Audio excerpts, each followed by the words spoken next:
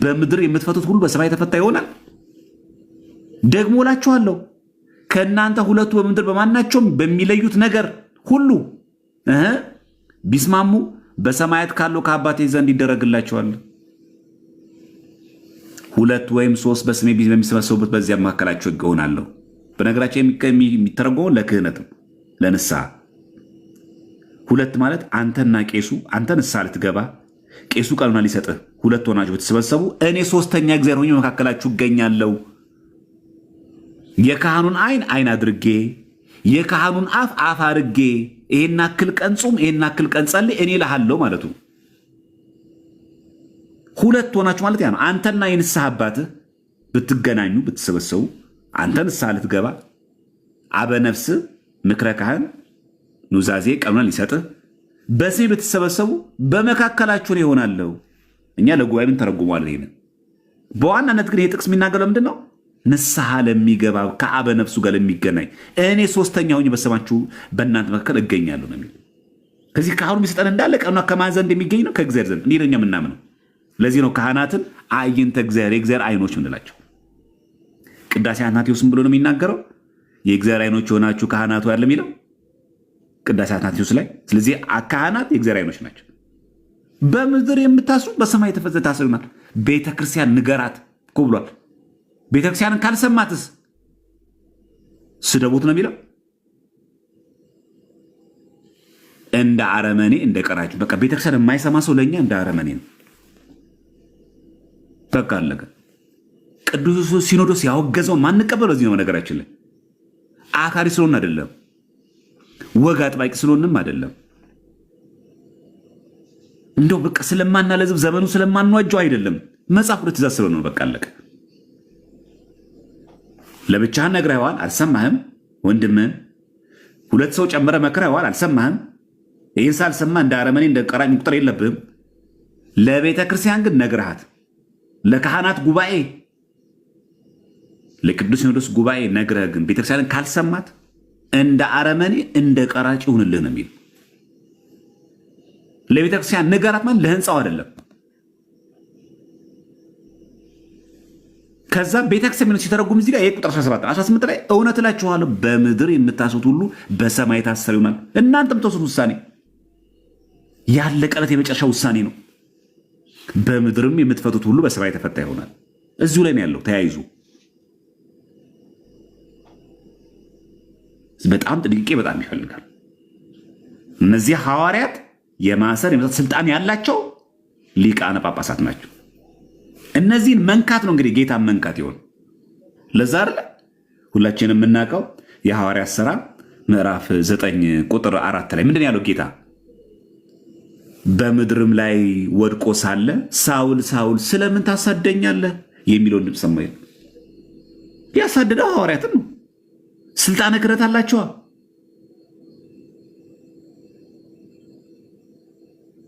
ቅዱስ ሲኖዶስ አባላትን ማሳደድ ማለት ጳጳሳትን ማሳደድ ማለት ምን ማለት እንደሆነ ተመልከቱ። ጌታን ማሳደድ ነው። ለዛ እኮ ነው ጌታ ሆይ ማነህ አለው። እርሱ ምን ብሎ መለሰው? ማነህ ሲለው አንተ የምታሳደኝ እኔ ኢየሱስ ነኝ። እውነት የዛን ጊዜ በአካል ጌታችን በመዋዕለ ሥጋ ምድር ላይ የተመላለሰ ነበረ? ለጳውሎስ ይህን ሲናገር አይደለም፣ አድርጓል እኮ። እዚህ ሊቃነ ጳጳስን ከአንድ ቦታ ማሳደድ፣ ፓትርያርክን ማሰቃየት፣ የቅዱስ ሲኖዶስ አባላት ጳጳሳትን ማሳደድ፣ ካህናትን ማሳደድ ማለት ክርስቶስን ማሳደድ ነው። የምታሳድብኝ እኮ አይልም። ደቀ መዛሙርቶችን የምታሳደድ እኮ አይልም። ታሳድደኝ አላለው። ከስር ደግሞ አንተ የምታሳድደኝ እኮ ነው ያለው። አችሁ ፍጹም ውክልና ያላቸው አይገርም? ታድለው ፍጹም ውክልና። አንተ የምታሳደኝ እኔ ኢየሱስ ነኝ እኮ ነው ያለው። ስልጣነ ክህነት ያለውን አካል መንካት ማለት እሱን ማባር ማሳደድ ማለት እርሱን ነው። በዚህ አጋጣሚ እኛ እንድናከብራቸው ብቻ የተማራ ያለ ነው። እዚህ ውስጥ የምትሰሙ ካህናትም ካላችሁ ምን ያክል የስልጣን መሆኑን አውቀን ክህነትን እንድናከብረው። አይ ይሄ እኮ አለ ካሁን በኋላ አክብሩ ፍሩን፣ እሺ ቀላል ሰው እንዳልመስለን እንድንታበይበት አይደለም። ምን ያክል ስልጣኑ ክርስቶስን መወከል ማለት ምን ማለት ነው? የምታሳደኝ እኔ ኢየሱስ ነኝ እስኪል ድረስ እኛ በዛ ልክ ክህነታችን እየጠበቅን ነው። በዛው ልክ ጵጵስናው አለ። ይህም ጥያቄ አለው ማለት በሁለት ወገን ነው እየተማማርን ያለ ነው። እኛ እንድናቀው ስልጣኑ እንደ ተራ ጓደኛ እንዳናስበው ስልጣነ ክህነቱ ያለው አካልም ጭምር ነው። በዚህ ልክ ራሱን ደግሞ አክብሮ እንዲያየው ቀላል ነገር መመጻደቂያ ነው እንድንመዳ ዲድስቅልያ ላይ ይሄን ይናገራል። መጽሐፈ ዲድስቅልያ ላይ ምዕራፍ 33 ላይ ብትመለከቱ ይሁን ታገኙታላችሁ። ፍጹም ውክልና ያላቸው መሆኑን የምትረዱት በዚህ እንዴት እንደታደሉ በዚህ አጋጣሚ መርዳት ይቻላል። እውነት እግዚአብሔር አምላክ በዚህ ቤተክርስቲያን መኖርን ስለሰጠን ደግሞ ስሙ የተመሰገነ። በእውነት ነው የምላችሁ፣ ቀላል ነገር እንዳይመስላችሁ። ፍጹም ውክልናን መታደል ጭምር ነው፣ ተራ ስልጣን አይደለም። ምዕራፍ 33 ቁጥር 75 እና 180 ላሳያችሁ። መጽሐፈ ዲድስቅልያ ይኸው ምዕራፍ 33 ላይ ቁጥር 75 ተመልከቱ ምን እንደሚል። ቁጥር 75 አባቶቻችሁን አክብሩ ይላል። የግድ ነው፣ በቃ አለቀ። ይሄ የምታመቻምቸው አይደለም። አባቶቻችሁን አክብሩ ግድ ነው፣ በቃ አለቀ። አትጠይቅ አልተባለም። ስርዓት ባለው መንገድ አትናገራቸው አልተባልክም፣ ግን አክብር። አንተ ልጅ መሆንን ሳትረሳ እነሱ አባት መሆናቸውን ሳትዘነጋው አክብር አባቶቻችሁን። ማን ያለው ነው? ዲድስቅልያ ዘማርያም አይደለም ያለው። ምዕራፍ 33 ቁጥር 75 ላይ ተመልከቱ። አባቶቻችሁን አክብሩ። ይሄ አንድ ቦታ ቁጥር 75 ብቻ እንዳይመስላችሁ 180 ላይ ሄዱ። እዛ ላይም አለ 180 ላይም ሄዱ። ይሄ 180 ላይ ስትመለከቱ ደግሞ ተመሳሳይ ታገኛላችሁ። ይሄ ቁጥር 180 ላይ ደግሞ አባቶቻችሁን አክብሩ አለ ይላል። ደገመው። እዛው ምዕራፍ ላይ ነው እንግዲህ እዛው ምዕራፍ ላይ አባቶቻችሁን አክብሩ ይላል።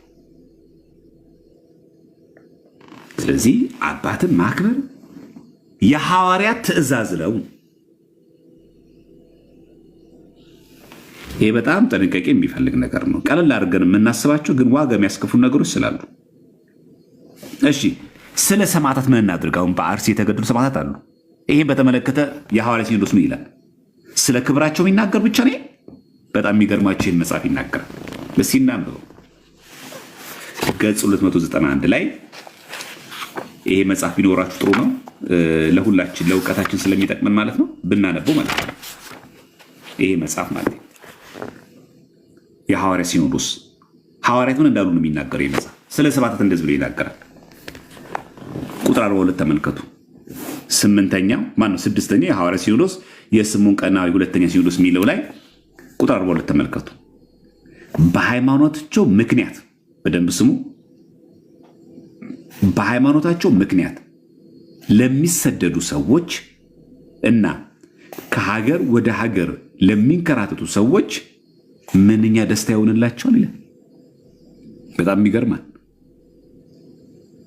የሚሰደድ ሰው አለ በሃይማኖቱ ምክንያት ከሀገራቸው ወደ ሀገር ለሚንከራተቱ ሰዎች አረም እንኳን ደስ ይበላችሁ እኮ ነው እያለ ያለው። ደስታ ነው የሚገባችሁ ይላል። እንዲህ የሚለውን የክርስቶስን ቃልም ያስታውሳሉ። ምን የሚለውን?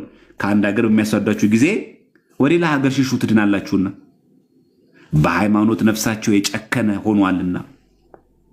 እንዴ ሸሽተዋል እኮ። ምኑን የጨከነው ከተባለ ዳግመኛ ስጋቸው ፍርድን መታገስ ባለመቻል ደካማ ሆኗልና። ከቻለ ሰማዕትነት መቀበል፣ ካልቻለስ ቢያንስ ንብረትን፣ ቤትን፣ ዕቃን ተውና ተሰደድ እስቲ። ይሄ ራሱ ሰማዕትነት ነው። ቤት መተው ቀላል ነገር አይደለማ። ስንት ዘመን ያፈራውን ዕቃን ንብረት ተው መውጣት ቀላል ነገር አይደለማ። ሄደው ቢያነዱትስ ይሄ ራሱ ሰማዕትነት ነው። የዚህ ሲያብራራው ምን ይመስላችሁ?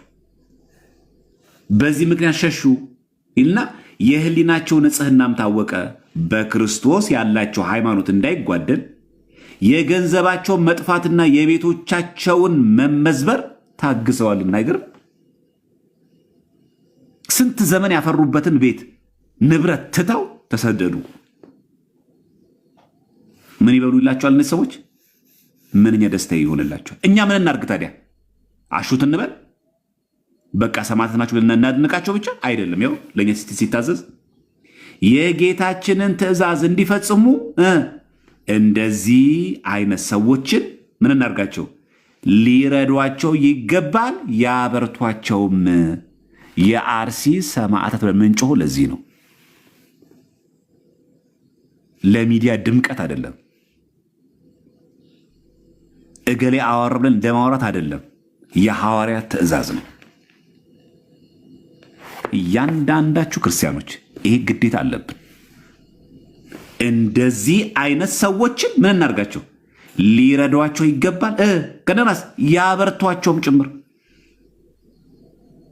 አንቀጽ ስንት ላይ ነው ያለው? 42 ላይ የግድ ነው። መርዳት አለብን፣ ግድ ነው። ይሄ ከነማስ በርቱ፣ አይዟችሁ ክርስቶስ ማለት አለብን። መንፈሳዊ ጉዞ በማድረግ በሚዲያ ባገኘነው አጋጣሚ ሁሉ የተጎዱ ክርስቲያኖችን ለሃይማኖቶቻቸው ብለው ዋጋ የከፍሉት ክርስቲያኖችን ማበርታት መንፈሳዊ የሐዋርያት ሲኖዶስ ትእዛዝ። ግልጽ ነው። ሐሳቡ ግድ ነው። ይሄ ማንም ሰው ማድረግ ያለበት ነው። ማንም ሰው አንዳንድ ጊዜ ስለ ቤተክርስቲያን ሕግ ስንናገር ይሄ መጽሐፍ ብዙ ሰዎች የሚያስቡት በቃ ስለ ጳጳሳት እንደው ስለ ካህናት እንደው ስለ ቄሶችን ብቻ ነው የሚናገረው። እኛ የሚመለከተው አይመስል ሰዎች አሉ። አንዳንዶቻችሁ በጣም የሚገርመኝ እዚህ ሚዲያ ላይ ያየሁት ነገር ይሄ እኮ ሕግ እኮ ቢተገበር እንዳለን ይሄ ሕግ እኛ ጋር ቢተገበር ለጳጳሳት ብቻ ነው እንደምናስበው። እኛስ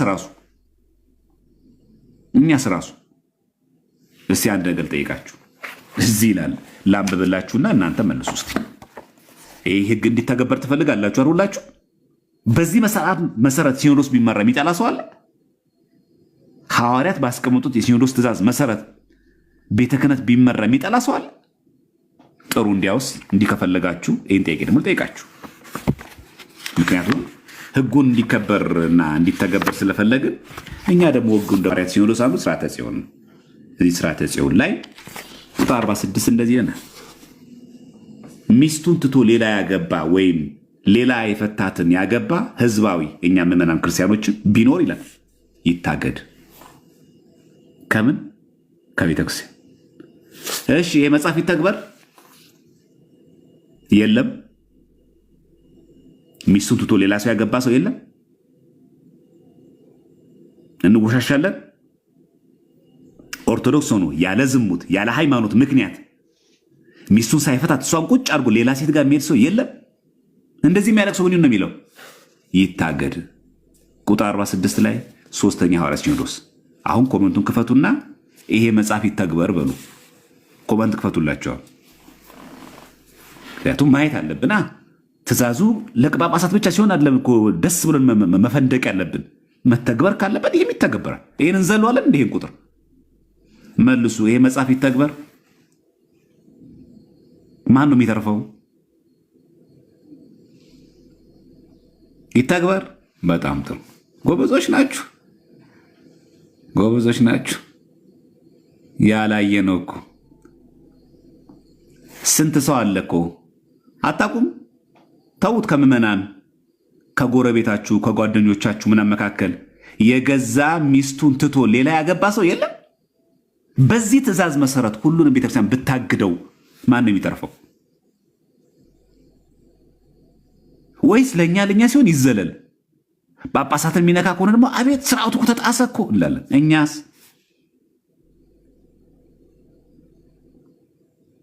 ቀላል ይመስላል። አሁን እቺ ስትታዩት ሁላችሁም እዚህ ጋር ይተግበር ቀላል ነው እንዴ? እንደው ጥሩ ነው። እንደውም ማን ነው የሚገባው ቤተክርስቲያን? ሚስቱን ትቶ ሌላ ያገባ እኮ ነው የሚለው። ወይም ሌላ የፈታትን ያገባ ህዝባዊ እኛን እኮ ነው ክርስቲያኖችን በሙሉ ቢኖር ይታገድ ነው የሚለው። ይህ የሚናገረው ስርዓተ ጽዮን ነው። አንቀጽ 46 ነው።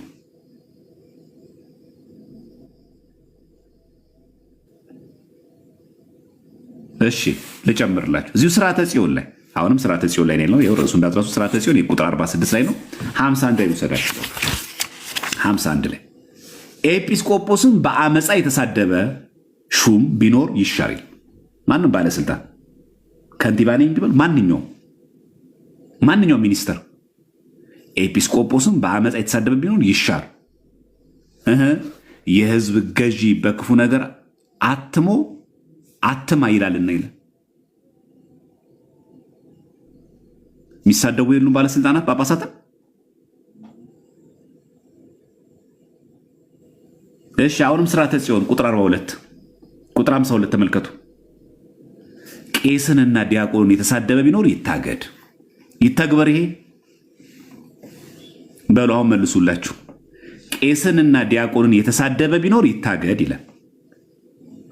ይተግበር።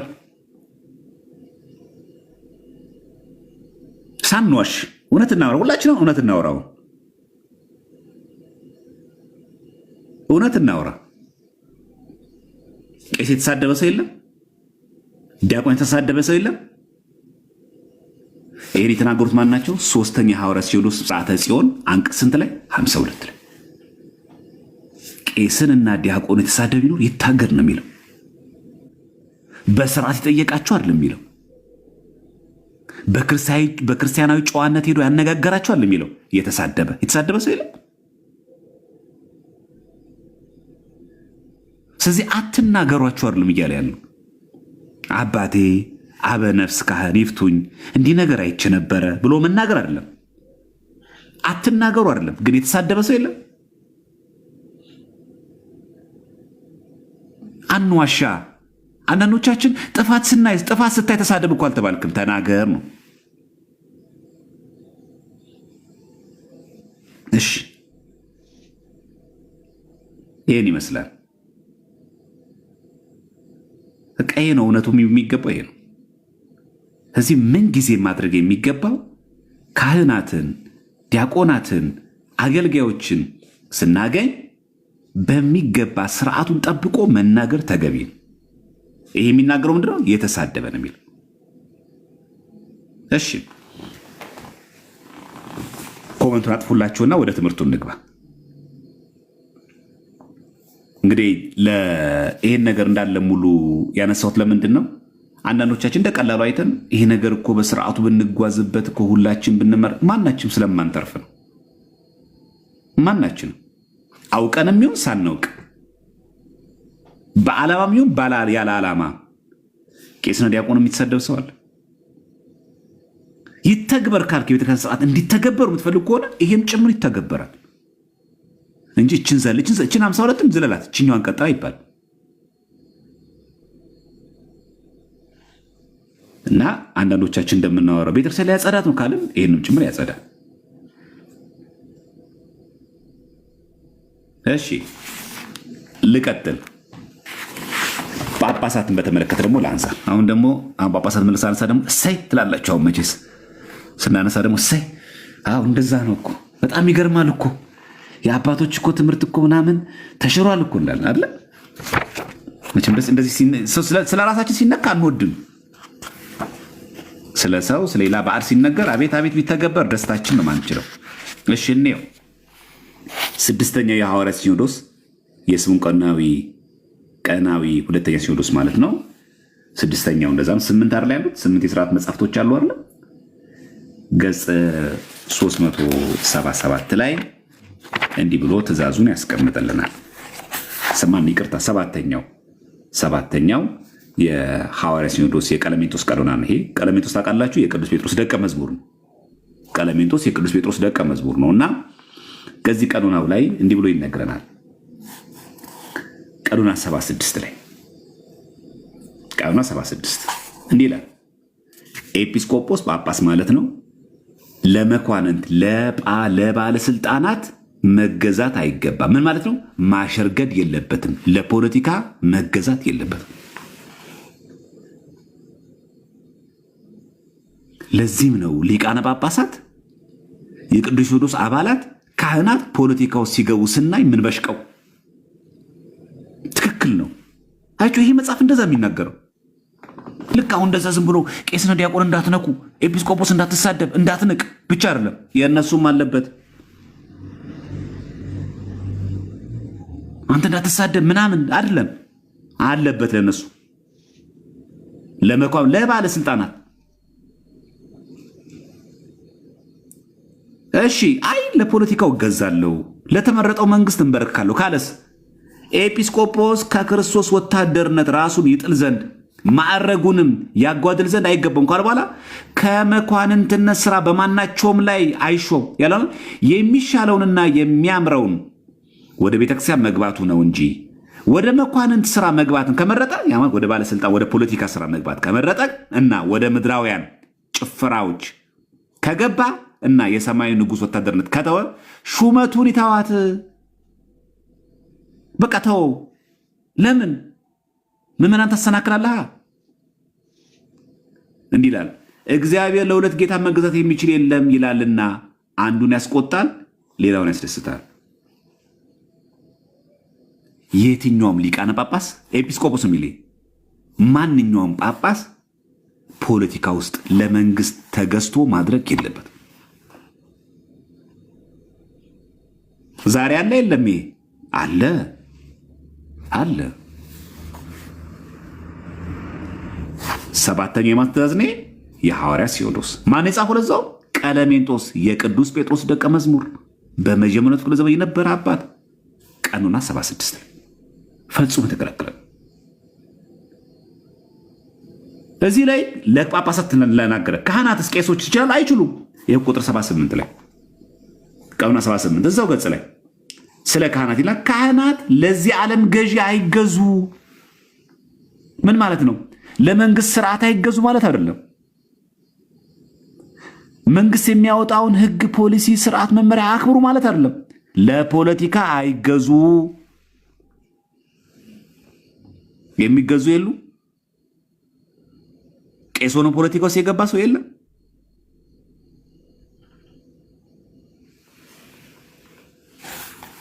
በቃ ቅድም የምናና አወራን አይደለም? ሲተገበር ይሄም ጭምር ይተገበራል፣ የኛም ይተገበራል። አቤቱ ማረን ነው ማለት ያለብን እንጂ በትክክለኛው በዚህ በሐዋርያ ሲኖዶስ ስርዓቱ እንኳን ከመጣ ማናችን አንተርፍም። ማይተርፈው የቅዱስ ሲኖዶስ አባላት ካህናት ብቻ ሳይሆን እኛም ጭምር ምመናል። ስለዚህ ለኤጲስቆጶስም ክልክል ነው፣ ለካህናትም ክልክል ነው። ዛሬ ቤተክርስቲያናችን የምትፈተነው በዚህ ምክንያት ነው። ልጆቼ ይበልጡብኛል ቢሉ ኖሮ ልጆቻችን ይበልጣሉ ከተባለ ለመኳንንት መገዛት አይገባም። እውነትን እውነት ማለት አለባቸው፣ ሐሰትን ሐሰት ማለት አለባቸው። ይሄ ለቀሳውስትም እዚህ ጋር ካህናትም ጭምራል ለዚህ ዓለም ገዢ አይገዙ ይላል። ከነደሞ ለኤጲስቆጶሳትም ጭምር አትቀላቀል ነው የሚለው። ከዛስ አይ ለመንግስት ባለስልጣን መሆን ፈልጋለሁ ካለስ የቤተ ክርስቲያን ሹም ለመሆን ቢፈልግ ይሻር ይሰናበትም ነው የሚለው። ጭራሽ አይ እዛ የፖለቲካ ካቢኔ አባልም ነኝ እዚህ ጋር ደግሞ ቄስ ቀዳሽም ጠቅላይ ቤተ ክህነት ካለስ ይሻር። ይኸው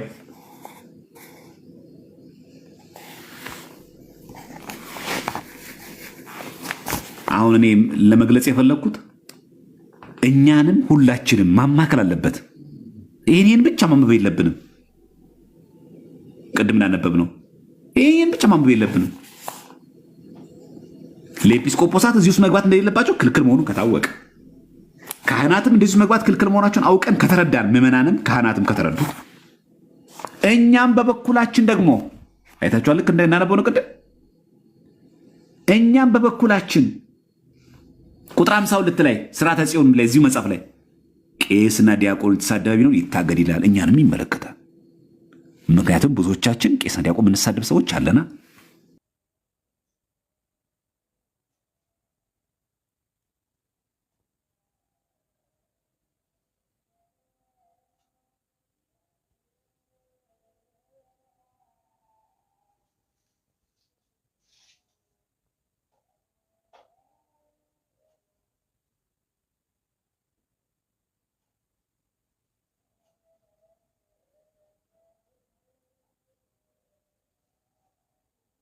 ዩስ ተናገራቸዋ። ሳትሳደብ ማውራት አትችልም እንዴ? ካልሰሙስ ለእግዚአብሔር ስጠዋ። ማን ተሳደባለ?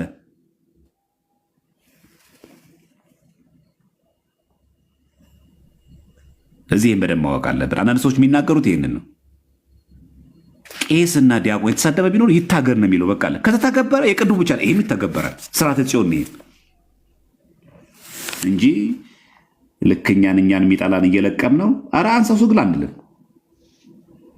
እሺ ማህበራዊ ሚዲያ የምናገለግል ሰዎችስ? የሚሰብክ ሰው አለ፣ የሚያስተባብር ሰው አለ፣ እዚህ መልካም ስራ የሚሰራ ሰው አለ። ይህም በተመለከተም ይሄ ላይ እዚህ ላይ ያለ ስርዓተ ጽዮን በጣም ይገርማቸዋል። የሌለ ነገር የለም እዚህ ላይ ላንብብላችሁ እሷንም በዚህ አጋጣሚ ስራችን በደንብ እንድናቃት ማህበራዊ ሚዲያ በተለያየ መንገድ የምናስተምር ሰዎች በሰንበት ቤት፣ በማህበራት፣ በቲክቶክ ብቻ በተለያየ መንገድ የሚያስተምር ሰው አለ። ላይቭ ስትሪሚንግ የሚያስተምር አለ። በአካል ሰንበት ቤት፣ ማህበራት ላይ፣ ቤተክርስቲያን አውደ ምሕረት ላይ ምናምን የሚያስተምር ሰው አለ። ካህናትን አይደለም ምዕመናን እንደኛ ነፃ ተሳትፎ ነፃ አገልግሎት የሚሰጥ ሰው አለ። አምስተኛው የሐዋርያ ሲኖዶስ የስምዖን ቀኖና የመጀመሪያ ሲኖዶስ ላይ አንቀጽ 78 ተመልከቱ። ገጽ 261 ላይ በሉ ተመልከቱ። አሁን በደንብ ስሙት። ሰዎችን ለጥሩ ተግባር የሚያስተምር ቢኖር ይላል። ማናችንም አለ ሰዎችን ለጥሩ ተግባር የሚያስተምር ቢኖር አለ ለሰላምና ክርክርን ለመቁረጥ በመካከላቸው ቢገባ በዚህ አይመካ። በቃ ማንኛውም ሴትም ሆንክ ወንድ በተለያየ መንገድ በሰንበት ቤት ሊሆን ይችላል፣ በማህበራት ሊሆን ይችላል፣ በማህበራዊ ሚዲያ ሊሆን ይችላል፣ በጽዋ ማህበራት ልንገኝ እንችላለን። ለጥሩ ነገር የምናስተምር ከሆነ ግን አትመካ። ምን እናድርግ? በቃሉ 1 በአይኑ 2 እና በነፍሱ 3 ንጹህ ሆኖ መገኘት አለበት። አይታል ሰው እኮ ያስተማርክ ነው። ሰዎችን ለጥሩ ተግባር የሚያስተምር ቢኖር እያለን ነው። በዚህ አትመካ። ግን በምን ንጹህ ሁን? በንግግርህ፣ በቃል፣ በአይንህ 2 በነፍስ ንጹህ ሆኖ መገኘት አለበት። ለምን? ይህ ስራው አይደለምና። ይሄ ማስተማር መምከር የማስተማር ነው። የቤተክርስቲያን ስርዓት የካህናት ነው አይደል? እኔ አሁን እያስተማርኩ ያለሁት እኮ የኔ ስልጣን አይደለም። እንደ ትክክለኛ የቤተክርስቲያን ስርዓት ከመጣን እኮ እንደዚህ አይነት የቤተክርስቲያን ትምህርት ማስተማር ያለበት ቄስ ነው። እኔ ዲያቆን ነኝ። መስበክ ማስተማር ያለበት ማን ነው? ቄስ ነው። በነገራችን ላይ ይህ ስራው አይደለምና። ስራችን ምንድን ነው? እኛ የካህናትና የኤጲስቆጶስ ተግባር ነው እንጂ ማስተማር መምከሩ ማለት ነው። አንተስ ማስተማር ይነቀፋል? አይነቀፍም። በእርግጥ ስራው ያንተ አይደለም፣ የቄስና የኤጲስቆጶስ ነው። በማስተማር ግን አትነቀፍም። ግን መደበኛ ስራ ምንድን ነው? ግን በመጀመሪያ ራሱን ያስተካክል። ይህን አድርጎ ደግሰ ይሁን መጀመሪያ። ቀጥሎስ ከዚያ ሰዎችን ማስተማር ይጀምር። መጀመሪያ ማን አስተካክል ይላል? ራሱን ያስተካክል። በእግዚአብሔር ዘንድ የተማሩ ይሆናሉ፣ ለመልካም ነገርም መሪዎች ይሆናሉ ተብሏልና መጀመሪያ ራስን አስተካክል። ይኸው ስርዓቱ ሚለው ነው። አሁን እኛ እዚህ ውስጥ አለን። ቲክቶክ ላይ ያለን ሰዎች እዚህ ውስጥ አለን። እዚህ ውስጥ እንመደባለን። አሁን አምስተኛው የሐዋርያ ሲኖዶስ ነው የሚያዘው ሰዎችን ለመልካም ነገር ማስተማር፣ ስነ ምግባርን በለው፣ የቤተክርስቲያናችን አስተምሮ በለው፣ ቀኖና በለው፣ ዶግማ በለው ጥሩ ነገር ነው። በዚህ ግን አትመካ። እኔ እኮ ነኝ የምመን እኮ ያነቃሁት አትበል። እኔ ባልኖር ኖሮ እኮ የማህበረሰብ እንዳልኩ መናፍቅ ይሆን ነበር አትበል። አትመካ። ምን አድርግ? በቃል በአይን በንጽህና ምን ነው ንጹህ ሆኖ መገኘት አለበት። ሲጀመር የሥራ ያንተ አይደለም ማስተማር። የማን ነው? የካህናትና የኤጲስቆጶስ ተግባር ነው እንጂ አንተ በማስተማር እኮ አትነቀፍም። ግን መደበኛው ስራ የማን ነው? ይሄ የካህናትና የኤጲስቆጶሳት ነው። በመጀመሪያ ምን አድርግ? ራሱን ያስተካክል።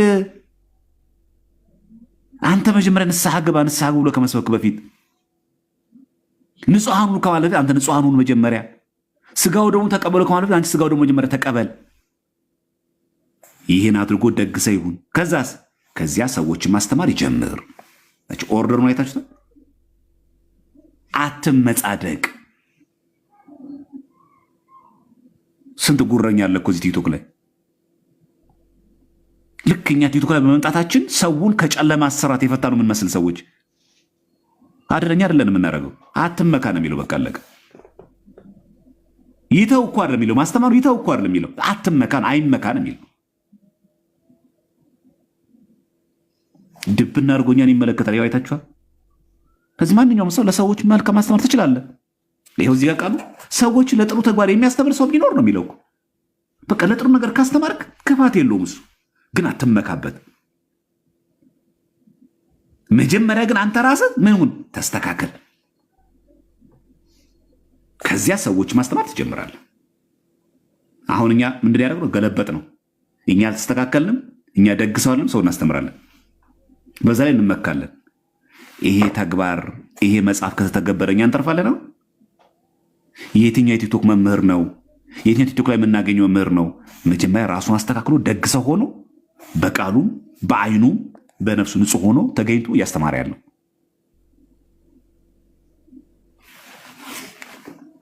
እኛ ሲሆን ይላላ ህግ እኛን የሚነካ ህግ እንዝለለው።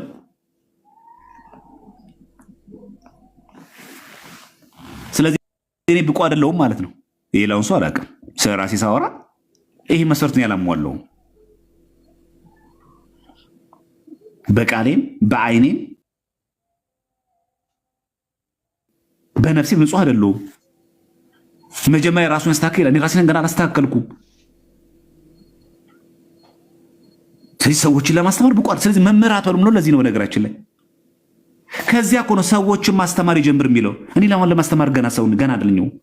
ለምን ገና ነኝ? ደግ ሰው አይደለሁማ። ደግ ሰው ይሁን እኮ ነው የሚለው እዚህ ጋር።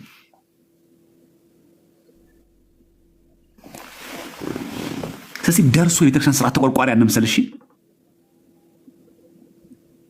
አንዳንድ ሰዎች አሉ በጣም በወቅታዊ ቤተክርስቲያን በጣም የተቆረቆሩ ሰዎች ቤተክርስቲያን ስርዓት ተጣሰ እኮ እንደዚህ ተባለ እኮ። ደርሶ ተቆርቋሪ አንሁን። ከተቆረቆር ይሄ መገኛን ይመለከተናል። እኛ ኦርቶዶክስ ነን። እኛ ኦርቶዶክስ ከሆነ መጽሐፍ ቅዱስ ምንድነው? በእንዴት ነው? በምልአት። እኛ ይሄ መጽሐፍ ቅዱስ የምንቀበለው በምልአት ነው። የማቴዎስ ወንጌል ስንቀበለው በሙሉ ነው። ከብሉይ እስከ ሐዲስ ከኦሪት ዘፍጥረት እስከ ራዕየ ዮሐንስ የምንቀበለው። እኛን የሚነካን እየዘለን አናልፍም። መጽሐፍ ቅዱስ የምንረዳው እኛ በምልአት ነው። እኛ ኦርቶዶክስ ነን። እኛ ቆንጥር አይደለም። እኛ መናፍቅ አይደለም። ካህናትን የሚነካ ጳጳሳትን የሚነካ ቃል ሲሆን እሰይ እፎይ ደስ ሲል እንላለን። እኛን የሚነካ ሲሆን ደግሞ አይ እንላለን። ኤጭ የሚባል ነገር የለም። ከተገበረ ሙሉ ነው መተግበር ያለበት። ስለዚህ በዚህ አጋጣሚ የራሳችን እንድና ያደረገናል። በቃ አለቀ። ይሁን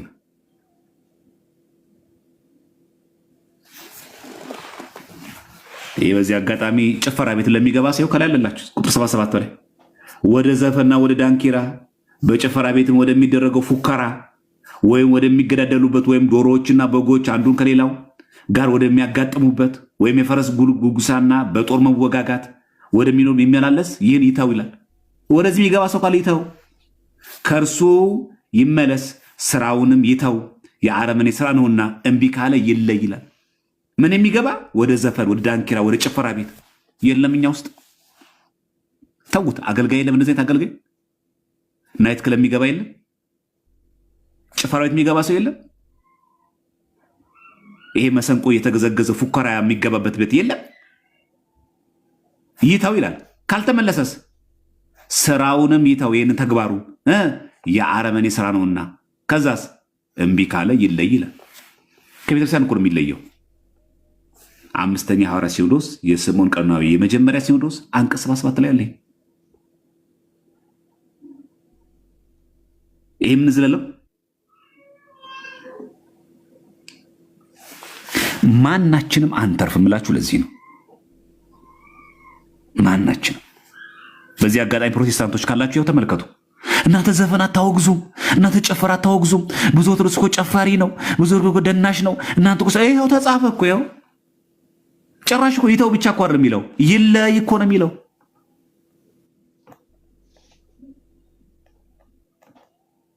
በዚህ አጋጣሚ ፕሮቴስታንቶች እባካችሁን ቀና ልቦና ካላችሁ ይኸው እናንተ እኮ ስለማታወግዙ ነው ሰው ዘፋኝ ይኸው ተነገረ እኮ። ወደ ዘፈን ወደ ዳንኪራ በጭፈራ ቤት እየዘረዘረው ወደ ፉከራ ቤት ወደሚገዳደሉበት ሰዎች እኮ አሉ። አሁን ይሄ ዶሮና በጎች አንዱ ከአንዱ ወደሚያገጡት ማለት ይሄ ጨዋታ አለ አይደለ? ይሄ ዳማ ምናምን ፑል ምናምን ከረምቡላ ቁማር ቤት ወደዚህ የሚሄድ በሙሉ ሰው የአረመኔ ስራ ነውና እኮ ነው የሚለው። እምቢ ካለ ምን ይሁን? ይለይ፣ ይተግበር የተዛዛውን እኛ ላይ ይሄን የሚያደርግ ሰባኪ እኮ አይደል የሚለው። ይሄን የሚያደርግ ቄስ ዲያቆን እኮ ምዕመናንም ጭምር ሁላችን እኮ የሚመለከተው ይተግበር ካልን ስርዓቱ ይሄም ጭምር ይተገበራል። እግዚአብሔር አምላክ ሁላችንም ያስተካክለን። በእውነቱ ማናችንን ከቤቱ አያጥፋን። አንዳንድ ጊዜ ሳናቀው ስለምንናገር ምን ሊሆን እንደሚችል ስለማናቀው ሲተገበር ይሄም ጭምር ነው የሚተገበረው። የሐዋርያት ሲኖዶስ እንዲተገበር ከፈለግን መስተካከል ከማን ይጀምር? ከኛ አለ እኮ ብዙ አገልጋይ አለ፣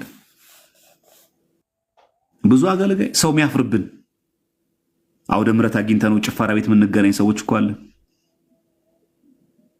ቄስ ሆኖ ዲያቆን ሆኖ እኮ ከምዕመናን እኩል እኮ ጭፈራ ቤት የሚገናኝ እኮ አለ። ፉከራ ቤት ማይቀር ሰው አለ።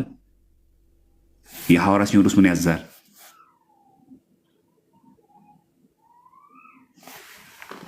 ከዛ ለቤተክርስቲያን በጣም ነው የምቆረቆረው፣ የቤተክርስቲያን ነገር ሲነካ ያመኛል። ይሄም ሊያምህ ይገባል። ይሄም እኮ ሊያምህ ይገባል። መጀመሪያ አንተ ከጭፈራ ቤት ውጣ። እስኪ ከዘፈን ቤት መጀመሪያ ውጣ። አንተ መጀመሪያ ከዳንኪራ ቤት አንተ ውጣ። መጀመሪያ አንተ የምን ተግባር ነው ይሄ? የአረመኔ ስራ ነው።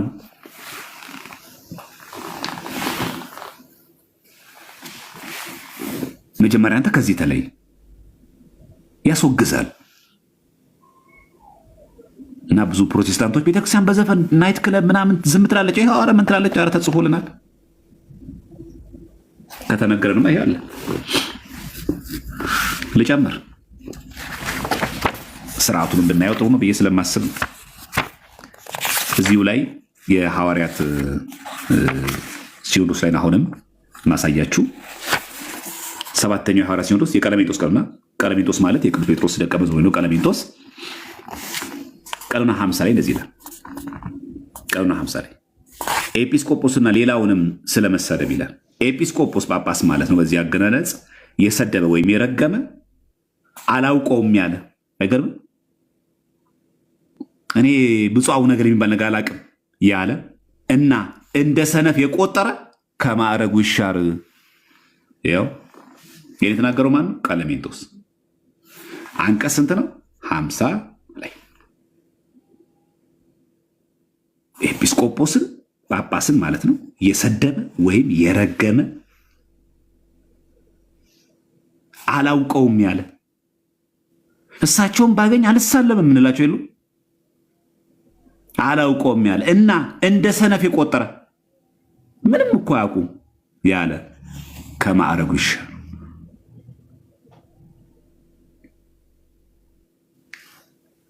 ትእዛዙ ይሄ ነው። ምን ያክል ሕግ የተላለፈ እንደሆነ በዚህ አጋጣሚ እንድታውቁ። እሺ ይሄ ማለት ግን ቢያጠፉ ዝም እንበል ማለት ነው አይደለም። ትእዛዝ አለ። ይኸው እዚህ ጋርም አለ። ኧረ አንዳንዶቹን ያነቡና ኧረ እዚሁ ላይ ይሄ ቅጽ ስንት ላይ ነው? አንቀጽ ስንት ላይ? 50 ላይ 53 ተመልከቱ። ይኸው የራሱ ቀለሜንጦስ ነው። ሰባተኛው የሐዋርያት ሲኖዶስ የቀለሜንጦስ ቀኑና ነው። 53ኛው ተመልከቱ ምን እንደሚል። ለአንድ ሀገረ ስብከት የተሾመ ኤጲስቆጶስ ጳጳስ ወይም ቄስ ቢኖርና ይላል ካህናቱና ሕዝቡን ቢተዋቸው መንጋውን ቢተዉት። እንዲህ የሚተዉ ጳጳሳት የሉ አሉ። ከዛስ በትእዛዝ ባይጎበኛቸው ምዕመኑን ቢተዋቸው እረኛ ባይሆናቸው ሊቀ ጳጳስ እግዚአብሔር መፍራትን ባያስተምራቸው ከእነርሱ ይሻር። ጉዳዩን አቃሎ በዚያ ቢቀመጥ ከማዕረጉ ይወገድ።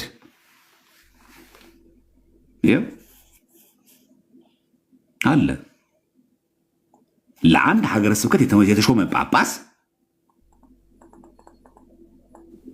ህዝቡን ቢተዋቸው እኮ ነው የሚለው። ቢረሳቸው ከእንደገናስ በትእዛዝም ባይጎበኛቸው ልጆቼ ብሎ መከራቸውን ችግራቸውን ባያይላቸው እግዚአብሔር መፍራትን ባያስተምራቸው ከእነርሱ ይሻር አለ። ለእኛ ብቻ ለሚተነገረው ለማለት ፈልጌ ነው። ምን ነው ወቀርከን እንዳትሉ ዛሬ ብዬ ነው። ይኸው አለ ለኤጲስቆጶስም አለ፣ አይዟችሁ ለሁላችን የተነገረው። ምክንያቱም ይህ ሐዋርያ ሲኖዶስ ነዋ። ለጳጳሳት እንደ ጳጳሳት ልካቸው፣ ለቀሳውስትም እንደዚያው፣ ለዲያቆንም እንደ ዲቁናቸው፣ ለእኛም እንደ ልካችን ተነግሮናል። ስለዚህ አንድ ሀገረ ስብከት ሊቀ ጳጳስ ለምዕመኑ ድምፅ መሆን ካልቻለ፣ ህዝቡን ካልጎበኛቸው፣ በትእዛዝም ሄዶ ባይጠይቃቸው ምን ይሁን? ይሻር ነው የሚለው። ሲኖዶሱ ይህንን ተግባራዊ ቢያደርግ ማለት ነው። ልብ በሉ እዚህ ጋር ነው ይሻሩት ነው የሚለው አይደለም። እኛ አይደለም የምንሽረው። ምን እንደሚለው ይሻር ነው የሚለው። ሻሪው ማን ነው? ቅዱስ ሲኖዶስ። እኛ ምንድነው ብናደርገው? ለቅዱስ ሲኖዶስ ማመልከት። ብፁዕ አቡነ ገሌ እየጎበኙን አይደለም፣ ህዝቡንም ትተውናል። ይኸው ህዝቡን ቢተዋቸው እኮ ነው የሚለው። በዛ ላይ እኛ ሀገረ ስብከት እኛ ደብር መጥተው አያውቁም። በትእዛዝም ባይጎበኛቸው ጠርተናቸው አይመጡልንም። አንድ ቀንም ቃለ እግዚአብሔር ነግረውን አያውቁም። ቅዱስ ሲኖዶስ ይህን አይቶ ችግራችንን እንዲቀየርልን ማድረግ ያለበት ይህንን ነው። መሳደብ አይችልም፣ ማንጓጠጥ አይችልም። ድምፁ ማሰማት ግን ይችላል። ከዚህ ለእኛም አለን ማለት ነው። ለአንድ ሀገረ ስብከት የተሾመ ጳጳስ ህዝቡን ቢተዋቸው ነው የሚለው። መብቱ ነው የሚለው። እንደፈለገ ይሁን ነው የሚለው። ማንም ንክች እንዳያደርገው ነው የሚለው። አትደራደርም ቤተክርስቲያን በህዝቦቿ ላይ። እኛ ልጆች የሆነው እኮ አባት ስላለ ነው። አባት የተባሉት እኮ እኛ ልጆች ስላለን ነው። ይሄ መታወቅ አለበት። እቺ ሐቃቁን መነጋገር ያለብን አይደል? ሐቃቁን መነጋገር ያለብን። እውነት መናገር ከተባለብን እውነት መናገር ያለበት። ከዚህ አንጻር መናገር ትችላለህ።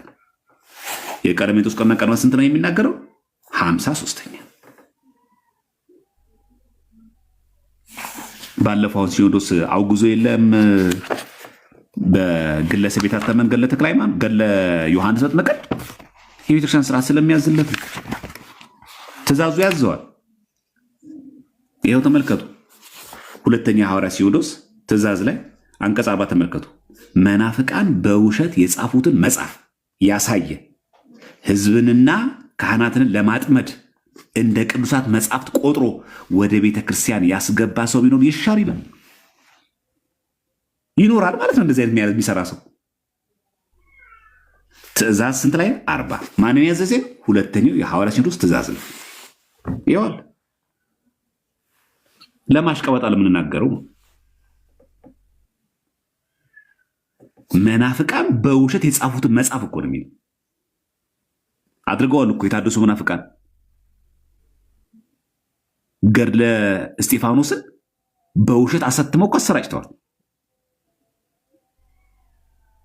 ትእዛዝ 40 ላይ መናፍቃን በውሸት የጻፉትን መጽሐፍ ያሳየ እኮ ነው የሚለው።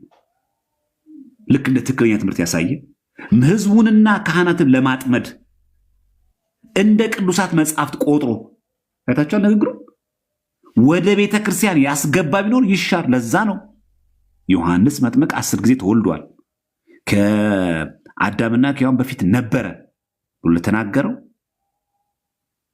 ግለሰብ ያሳተመው ነባሩ ገድለ ዮሐንስ መጥምቅ ሳይሆን ጥንታዊው ገድለ ዮሐንስ መጥምቅ ሳይሆን በግለሰብ የታተመው ተወግዟል። ይህ ትእዛዝ ስላለ ነው እዚህ ጋር።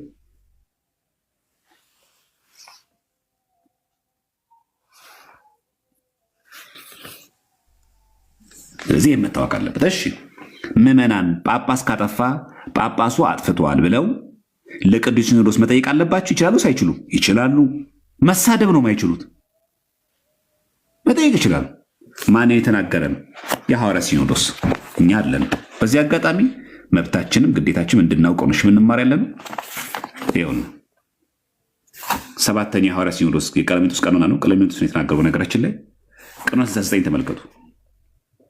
ቀኖና 69 ወዳጆች ተመልከቱ። ይሄ ወደማይገባው ኤጲስቆጶስ መሸጋገሪና ወዳጆች ምዕመናንና ካህናት ኤጲስቆጶስን ቢከሱ በደንብ ስሙ። ወዳጆች ነው የሚለው። እኛ ምዕመናን እና ካህናቶቹ የሀገረ ስብከቱ ጳጳሱን ቢከሱ መክሰስ አይችሉም ነው የሚለው አይደለም። ግን እንዴት አድርገው በዚያ ቦታም ሕግን ስለመተላለፉ ያዘዝነውንም በመለወጡ ሐዋርያት ያዘዙን ትእዛዝ በመለወጡ የሚሟገታቸው ሰው ባይኖር ለእነርሱ ቅርብ በሆኑ ኤጲስቆጶሳት ይክሰሱት። ይቻላል። አጠገብ ላለ ሀገረ ስብከት መንገር ወይ ለቅዱስ ሲኖዶስ አባላት ሄደው መንገር ትችላለህ። ስለዚህ ምዕመናን ይኸው ወዳጆች ነው የሚለው። ምዕመናንና ካህናት ኤጲስቆጶስን ቢከሱ ነው የሚለው። ከሳሾቹ መናፍቃን አይደለም። ከሳሾቹ መንግስት አይደለም። ወዳጆቹ ምዕመናንና ካህናት ኤጲስቆጶስን ቢከሱ ጥፋቱ ምን በዘር ነው? ምን ከሰው የኛ ብሔር አይደሉም ሊቀ ጳጳሱ ይነሳሉም ብለና አይደለም። በዚያ ቦታ ሕግን ስለመታለፉ አይታችኋል። ኤጲስቆጶስ ጳጳሱ ያዘዝነውን የሐዋርያት ትእዛዝ በመለወጡ የሐዋርያት ትእዛዝ የጣሰ ነው፣ ዶግማ የተጣሰ ነው፣ ስርዓት የተጣሰ ነው፣ እኚህ ሊቀ ጳጳስ ስህተት የፈጸሙ ነው ብለን መክሰስ ይቻላል። ይህን ትእዛዝ የሰጠው ማን ነው? ቀኖና 69 የማን 7ኛው የሐዋርያ ሲኖዶስ የቀለሜንጦስ ቀኖና። እንዳትነኳቸው አይልም። ጳጳስ አይሰሳትም አይልም። ጳጳስ የሚከሰስ አይደለም አይልም። የት ግን ሚዲያ ላይ ነው የሚለው። በስነ ስርዓት አደራጅቶ ካህናት ቅዱስ ሲኖዶስ የማቅረብ ስልጣን አለው። ያ ግን ምንከስበት ምክንያት ምን መሆን አለበት? በዚያ ቦታ ሕግን ከተላለፈ የቤተክርስቲያን ሕግ ከተላለፈ የሐዋርያ ሲኖዶስን ከለወጠ የቤተክርስቲያን ስርዓት ካጓደለ እንጠይቃለን። በመናፍቃን ግን አይደለም።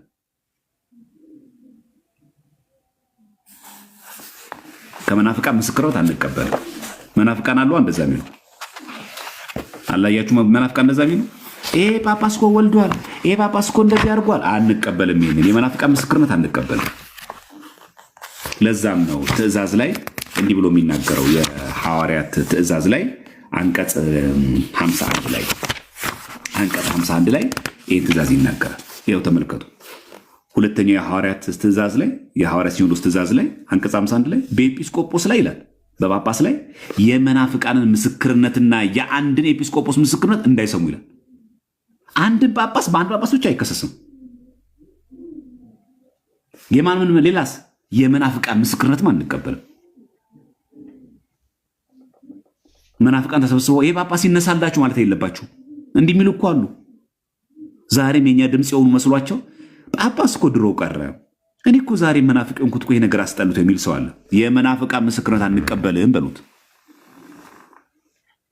ይኸው ይደግመዋል እዚህ ጋር በኤጲስቆጶስ ላይ በጳጳስ ላይ ማለት ነው ከመናፍቃን ምስክርነት አይቀበሉ። ትእዛዝ 51 ሁለተኛው የሐዋርያ ሲኖዶስ ትእዛዝ የመናፍቃንን ምስክርነት አይቀበሉ። አይቻልም። አንተ ተሐድሶን ወጥተሃል፣ በቃ አለቀ። አንተ መናፍቅን ወጥተሃል፣ አይመለከትም።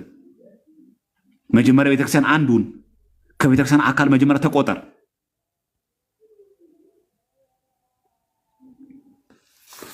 ይሄ ምን ይባላል? የሐዋርያ ሲኖዶስ። እንዴት አያችሁት?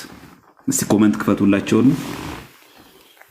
እንዴት ነው ይሄ ነገር ቢተገበር ምን ይመስላችሁ?